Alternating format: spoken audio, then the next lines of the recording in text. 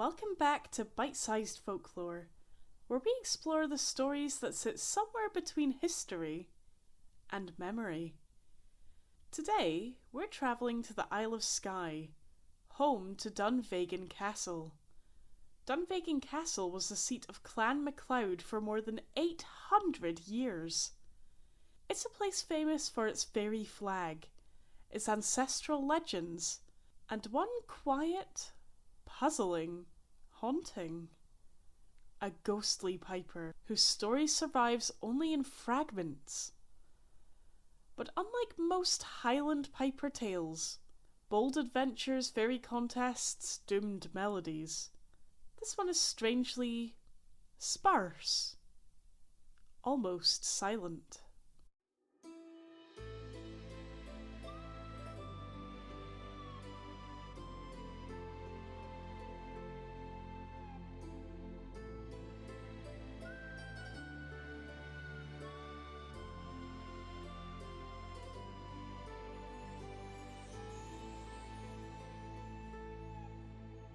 Dunvegan Castle stands on a rocky outcrop overlooking Loch Dunvegan.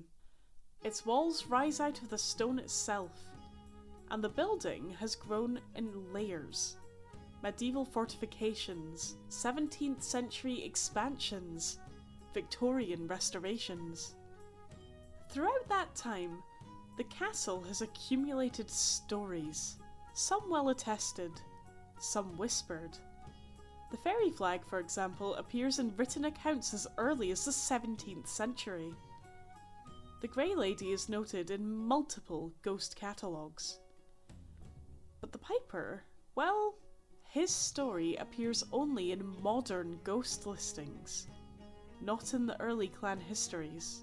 That makes him quite a rare case. A legend that enters the written record late.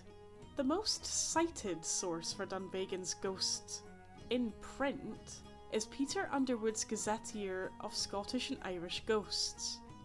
This was published in 1973.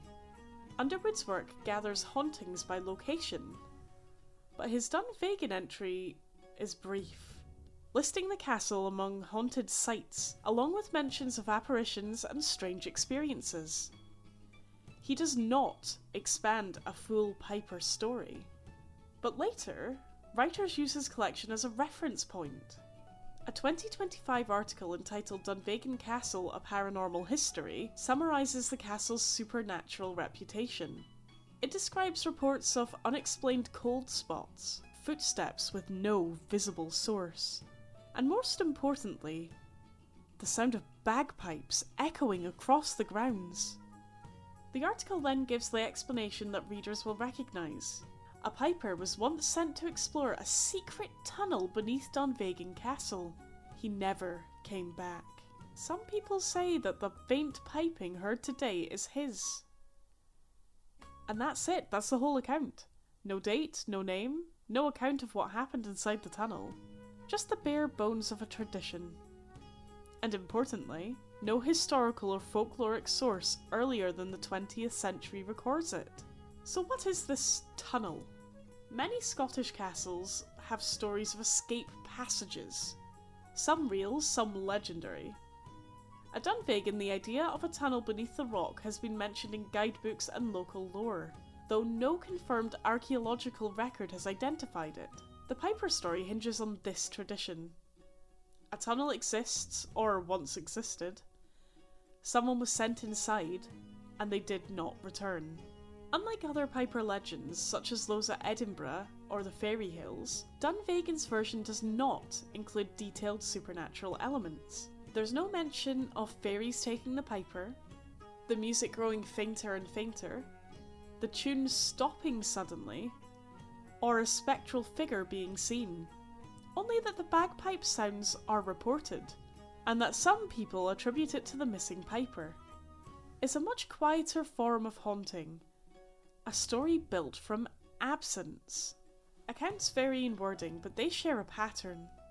Visitors and staff sometimes say they've heard something resembling distant bagpipes, even when no piping is happening on the grounds and no musicians are nearby.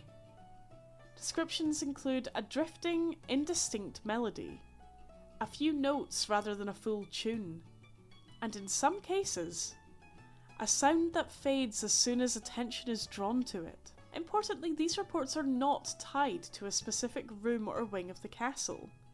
This differs from the story of the Grey Lady. Instead, they're said to be heard outside the main building, on the grounds near the loch or around the exterior walls. Modern writers interpret these reports through the story of the missing piper, creating a connection between the two. But again, this interpretation appears only in contemporary secondary sources, not in older clan folklore. So what can we say in confidence? Here's the documented core to the tale. Dunvegan Castle has a body of ghost lore associated with it. Among the stories recorded in modern paranormal summaries is the sound of phantom bagpipes.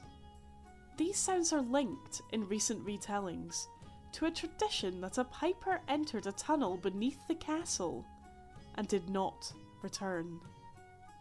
No earlier or more detailed version of this legend is known to survive in print. The piper's identity, date and circumstances remain unrecorded. And that's the story, as far as documentation will take us. A haunting without a detailed tale. A piper without a tune. A legend that seems to have surfaced only in the last few decades. Some folklore grows richer with every retelling. This one grows quieter, but it does persist. And that's today's episode of Bite Size Folklore, a story made of traces, gathered from ghost catalogues and modern accounts rather than ancient sagas. Not every legend arrives complete. Some survive as little more than a sound carried on the wind.